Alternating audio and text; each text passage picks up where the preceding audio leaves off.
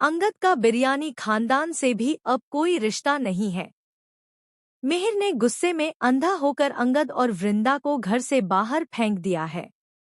लेकिन कहानी यहीं नहीं रुकती। अब तुलसी सामने आएगी, अपनी बहू बेटे को वापस इस घर में उनका हक दिलाने के लिए। और इस बार साथ देगी वृंदा भी, क्योंकि सास भी कभी बहू थी कि आने वाली कहानी में एक ऐसा घमासान मोड़ आने वाला है जिसे देखकर दर्शक हक्का बक्का रह जाएंगे। असल कहानी की जड़ है वृंदा और अंगद की शादी। जी हाँ, यह शादी हो चुकी है, लेकिन इसका सबसे बड़ा दुश्मन है मिहिर। नैनिका के लिए मिहिर कुछ भी करने को तैयार है। जैसे ही नैनिका रोई, मिहिर अपना आपा खो बैठा और अंगद पर थप्पड़ों की बरसात कर दी। लेकिन असली तूफान तो तब आएगा जब यह जोड़ा घर वापस आएगा। मिताली आग बबूला हो जाएगी और नैनिका उसे बताएगी कि अंगद अब उसका नहीं रहा, वह किसी और से शादी कर चुका है। यह सुनकर मिहिर दहाड़ेगा, खबरदार अगर तुम दोनों ने इस घर में कदम रखा, निकल जाओ यहाँ से। लेकिन दोस्तों, यह तो बस शुरुआत है। शो में मिहिर कई गंदी हरकतें करने वाला है।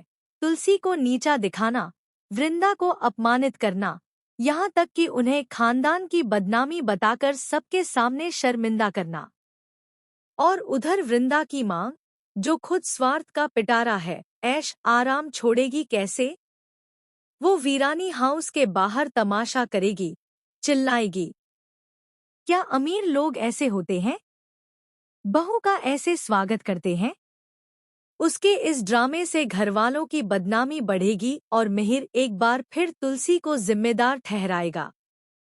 देखो, तुम्हारी वजह से हमारे घर की इज्जत मिट्टी में मिल गई है। लेकिन क्या घर की हर गलती, हर जिम्मेदारी सिर्फ माँ की होती है? क्या हर बार तुलसी ही दोषी? क्या अच्छी बातों का श्रेय हमेशा मिहिर लेगा और गलतियों का बोझ तुलसी उठाएगी? कब तक बेचारी तुलसी यह सब सहती रहेगी? लेकिन इस बार हालात बदलेंगे, क्योंकि वृंदा अब चुप नहीं रहेगी। वह अपने ससुर मिहिर के खिलाफ आवाज उठाएगी।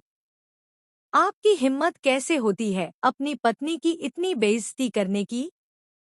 और यहीं आता है सबसे बड़ा शॉकिंग ट्विस्ट। वृंदा पहले हाथ जोड़कर माफी मांगेगी, लेकिन जब मिहिर बदतमीजी पर उतर आएगा, तो वह घर के बीचों बीच एक ऐसा सच खोल देगी जो पूरे खानदान